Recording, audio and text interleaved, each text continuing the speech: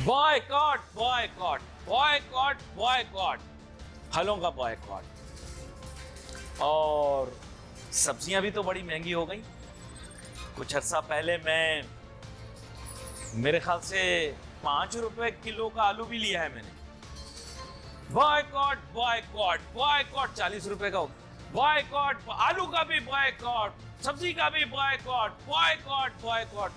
अच्छा बॉयकॉट यार, वो बड़ा मसला है। मैंने तो गोश्त भी बड़ा सस्ता खरीदा है। मैंने तो एक वक्त पे जो है वो 60 रुपए किलो चिकन भी खरीदी है। अब तो सुना है चिकन इससे कई गुना ज्यादा महंगी हो गई है। चिकन का भी boycott boycott boycott boycott boycott. यार वो हमारे बचपन में तो बड़े का गोश्त सस्ता होता था, छोटे का गोश्त महंगा होता था। लोग कहते थे कम खाओ लेकिन छोटे का खाओ, बड़े का ना खाओ। तो अब तो बड़ा गोश्त कहीं कहीं छोटे गोश्त से ज्यादा महंगा हो गया है ना एजाज, सही कह रहा हूं ना? तो फिर बकरों का भी बॉयकॉट, गाय का भी बॉयकॉट, बॉयकॉट बॉयकॉट बॉयकॉट। मसले का ये हल है। हो सकता है एक तरह से आप कह सकते हैं, मैंने रोटी 1 रुपए की भी खरीदी है। 1 रुपए की खरीदी है मैंने चिंटू रोटी। ये तुम 25 रुपए की खाते हो, ये मैंने 1 रुपए की रोटी खरीदी है। रोटी का भी बॉयकॉट बॉयकॉट बॉयकॉट बॉयकॉट। अच्छा 2017 में खान साहब की हुकूमत से पहले नवाज शरीफ के दौर में 70 रुपए के आसपास पेट्रोल था, है ना? अब 270 से ज्यादा का हो गया। इसका भी बॉयकॉट, पेट्रोल का भी बॉयकॉट बॉयकॉट बॉयकॉट बॉय। यार आप वैसे आप लोग वही है ना? खैर आप लोग सब चीजों का बॉयकॉट करते रहें, अच्छी बात। मैंने जब 400 रुपए दर्जन केले लिए हरे हरे, तो मेरा भी दिल चाहा कि मैं भी बॉयकॉट कर दूं, लेकिन घर वालों ने कहा फिर तुझे इफ्तारी पे फ्रूट चाट नहीं मिलेगी। मैंने कहा नो बॉयकॉट, नो बॉयकॉट। ठीक है। अच्छा ये एब्सोल्युटली नॉट वाला जो रवैया आप लोगों ने अपनाया हुआ है, करें मसले का हल करें, आपकी मर्जी, मैं नहीं रोकूंगा। I will not stop you, please. आप जो बॉयकॉट करना चाहते कर दें। आप हवा में जो है वो आलूदगी आ जाए, हवा का बॉयकॉट कर दें। पानी, आपको पता है कराची के अंदर साइंसी तहकीक ने ये बताया कि उसमें इंसानी फुजला मौजूद है। मुझे पता नहीं, रमज़ान का महीना है, ये तो वो लोग जो शरीयत के मौज़ूआत के ऊपर गिरफ्त रखते हैं वही बेहतर बता पाएंगे कि ऐसा पानी जिसमें इंसानी फुजला मौजूद हो, पीना तो दूर की बहुत बात, क्या उससे वुज़ू भी हो सकता है, गुस्ल भी हो सकता है। खैर उसका भी बॉयकॉट। अब ये कि भाई ये मेरे नज़दीक, मेरे ख्याल से मसले का हल कुछ और निकाल लो, आप बेहतर है। लेकिन अगर आप 5 दिन का बॉयकॉट करना चाह रहे हो तो कर लो, मुझे कोई एतराज़ नहीं। ये कौम सुधरेगी कभी नहीं, ये फल सब्जी वाले कभी नहीं सुधरेंगे। ये किसी और तरीके से पैसे निकाल लेंगे, ये कौम सुधरने वाली है नहीं। इसका हमेशा जब भी सोल्यूशन निकालो, पक्का टिकाऊ सोल्यूशन निकालो, क्योंकि ये सुधरने वाले लोग नहीं। खैर एनीवे, इनमें सुधार कैसे लाया जाए इसके बारे में बात करेंगे। जनाब अतीक मीर साहब हमारे साथ शामिल गुफ्तगू होंगे। मारूफ ताजिर सनतकार रहनुमा हैं, छोटे ताजिरों की ज्यादा रहते हैं। वेलकम करता हूँ आपको शो में अतीक मीर साहब। अतीक मीर साहब, बात कुछ ऐसी है कि बात ठीक है, हम लोग बड़े मसाइल का मुकाबला इस तरह से करना चाह रहे हैं। मैं कहता हूं कि करें, बॉयकॉट भी करें आप। वैसे हलाल चीज़ों को खुद पर ममनू करना मुनासिब काम नहीं होता। लेकिन फिर भी इसमें मैं रमज़ान के महीने में कुछ नहीं कहना चाहूँगा।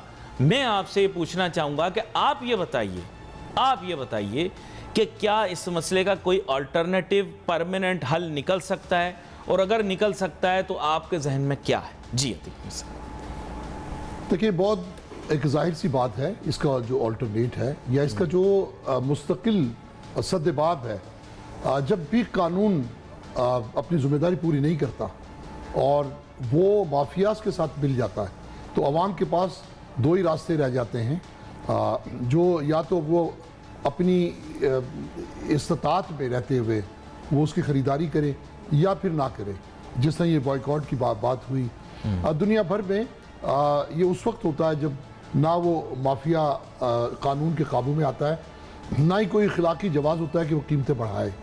तो यही सबब है कि हमारे यहाँ ये एक तकलीद चंद ममालिक में किए जाने वाली इस किस्म के एहतजाज के सिलसिले में ये तकलीद की गई। गो कि ये मुस्तकिल हल नहीं है। इसके लिए मिसाल के तौर पे एक इदारा है, कंज्यूमर राइट्स के लिए काम करता है, या एक सरकार कमिश्नर, किसी भी शहर का कमिश्नर है, उसकी टीमें रेट लिस्ट जारी करती हैं, फिर उसको देखती भी हैं कि आया इस पर अमल दरामद भी हो रहा है या नहीं। सबसे पहले तो हम जिम्मेदार उनको करार देते हैं। अगर वही काम नहीं करते तो उसके ऊपर सूबाई हुकूमत है जिसकी जिम्मेदारी है कि वो अपनी टीमों को फ़ाल करें और उन्हें दुरुस्त तौर पर काम करने पर हिदायत दे या मजबूर करे। हमारे यहाँ चूँकि ऐसा नहीं है, एक लानत है इस माशरे पर कि दुनिया के गैर मुस्लिम ममालिक में तो रमज़ान मुबारक की आमद पर मुसलमानों के लिए खुसूसी रायतों के ऐलानात होते हैं, और हमारे यहाँ एक सोचे समझे एक तरीक़ाकार के तहत नहीं, तो ये फल वाले सब्ज़ी वाले हमारी कौम का ही हिस्सा हैं, ये लोग हम में से ही हैं, और जो आरती हैं ये भी हमारी कौम का ही हिस्सा हैं, और इनके पीछे जो सप्लाई करने वाले लोग फ्रूट मंडियों में बैठे हुए हैं वो भी हमारे माशरे का ही हिस्सा हैं। तो आपका कहने का मतलब ये है कि यहाँ कुछ गड़बड़ माशरे में है, ये कहना चाहिए हमें। बेशक इनकी तरबियत में कसर है इनकी। देखिए, हमारा रहनुमा तो कुरान है, हमारे प्यारे नबी की हिदायत है। मैं एक बासित ताजिर के जो सबसे ज़्यादा फॉलो करता हूँ वो नबी पाक की जो तर्ज तिजारत थी कि आप जैसी तिजारत कोई कर ना सका इतनी दयानतदारी से, इतने बेहतरीन उसूलों के साथ। ये भी ताजिर ही हैं, ये मुनकिर हैं उन तमाम तरीक़ाकार। लेकिन मैंने तो पूरे माशरे को ही चोर पाया। मैंने देखा कि फल वाला अगर आप नज़र पलटें तो हमेशा कोई ना कोई ऐबदार फल डाल देगा।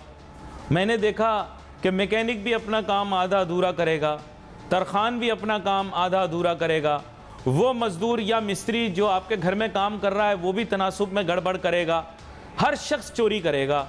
पुलिस से लेकर हर इदारे तक ये करप्शन की बीमारी फैली हुई है। तो मेरा ऐसा ख्याल है कि पूरा माशरा जो है उसकी इस्लाह की ज़रूरत है। आपका ख्याल बिल्कुल दुरुस्त है, ऐसा ही है।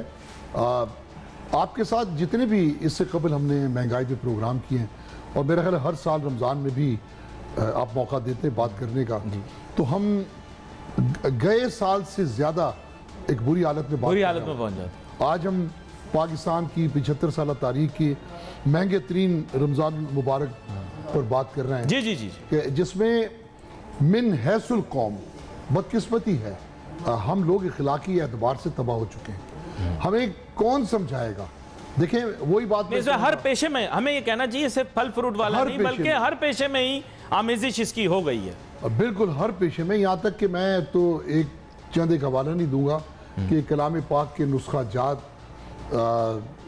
जो हदियतन जहाँ वो फ़रोग़ किए जाते थे, तो वहाँ पर भी हमने देखा कि पेपर्स के ऊपर डंडी मारते हैं और उसके बाद वो होता कुछ है, दिया कुछ जाता है।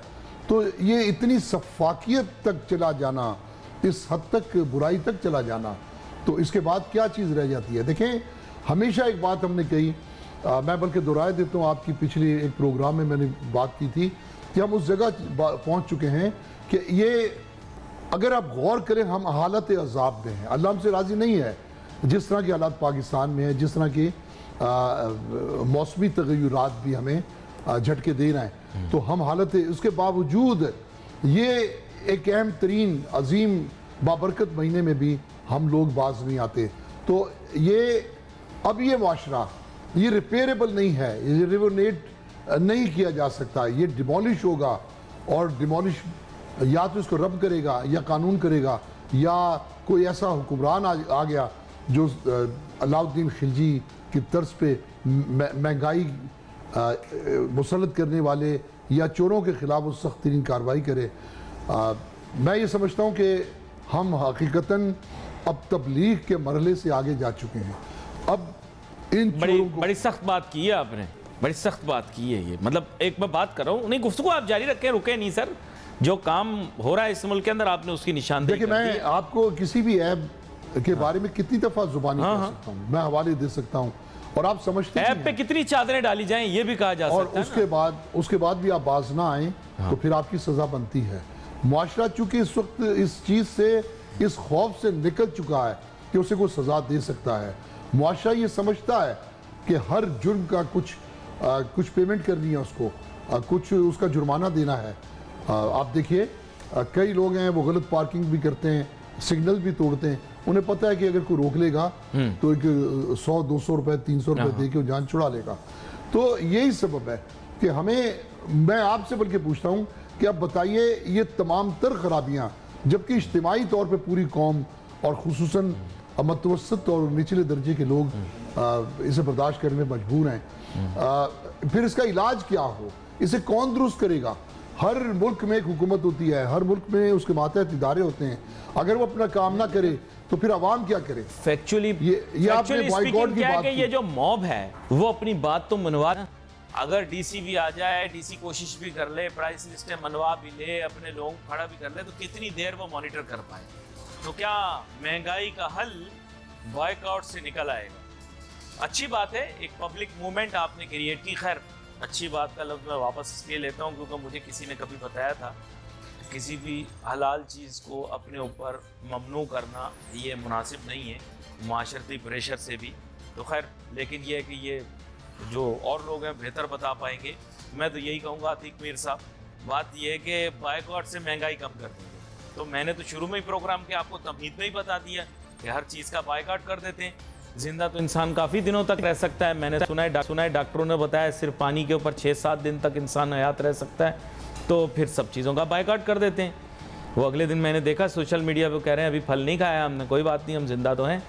तो फिर इस मुतालिक आप बताइए क्या बायकॉट से मसला हल होगा? जी देखिए, तमाम अशिया का, ज़िंदगी की तमाम ज़रूरियात का बॉयकॉट का मतलब तो ये कि आदमी ज़िंदगी से किनारा कर ले, फिर तो वो जी नहीं सकता।